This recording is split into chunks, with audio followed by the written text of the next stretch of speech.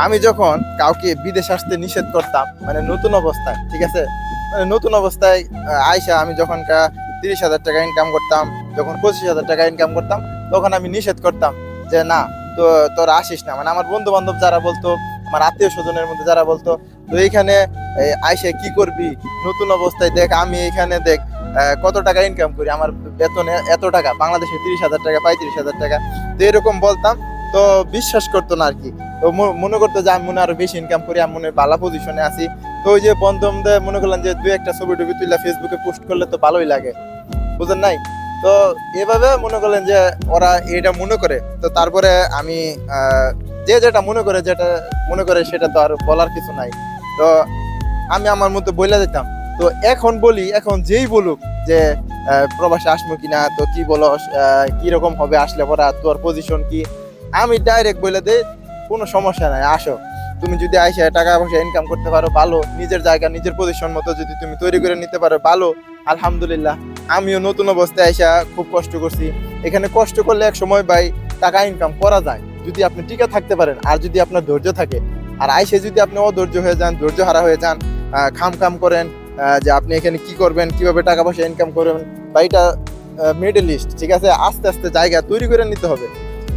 এখানে একেবারে কেউ লাখ টাকা ইনকাম করতে পারে না, ঠিক আছে। রাস্তাঘাট চিনবেন, মানুষের সাথে পরিচিত হবেন, ভাষা শিখবেন, তারপরে যখন দুই তিনটা বছর যাব, তখন আপনি রাস্তাঘাট চিন্না হারলে তখন আপনার টাকা এমনিতেই মানে ইনকাম হবে।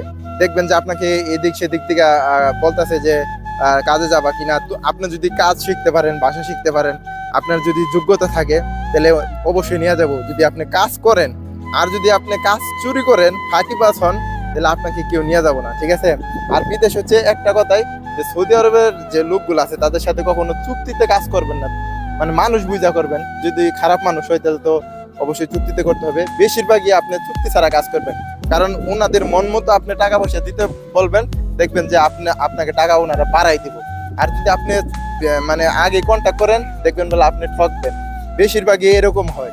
তো সৌদি আরবে যারা আছেন বা যারা আসবেন, আমি একটা কথাই বলি, যে আপনারা কাজ করার সময় সৌদির সাথে মিলা জিলা, দরকার পড়ে 5টা টাকা কম নিবেন নতুন অবস্থায়, তারপরেও সম্পর্কটা ভালো করবেন। কারণ এক সৌদির বাড়িতে বা এক সৌদির মাঝরাতে বা এক সৌদির গাড়ি ক্লিন করেন, যদি আপনি 5টা টাকা 10টা টাকা মানে কম নিয়ে মানে যদি কথা না বললেন, তাহলে আপনাকে ওনারা আরো কাজ দিব। আর যদি আপনার টাকা পয়সা কম হয়েছে দেখে আপনি যদি তাদের সাথে তর্ক করেন, ঝামেলা করেন, তাহলে কিন্তু পরবর্তীতে আপনারা কাজ পাবেন না, ঠিক আছে। তো অবশ্যই এখানে ধৈর্য ধরতে হবে, সবর করতেই হবে, ঠিক আছে। সম্পর্ক ভালো করতে হবে, রাস্তাঘাট চিনতে হবে, তারপরে হচ্ছে আপনার টাকা পয়সা ইনকামের চিন্তা। আর একবার যদি আপনার এসব হয়ে যায়, দেখবেন বেলা আপনার চতুর্দিক থেকে আপনার কাজের ব্যবস্থা হয়ে যাইতেছে, ঠিক আছে। তো ভালো থাকবেন, সুস্থ থাকবেন। আসলে অনেক কথা বইলা ফেলাইছি, ছোট মুখে অনেক বড় কথা বইলা ফেলাইছি অল্প দিনের অভিজ্ঞতায়।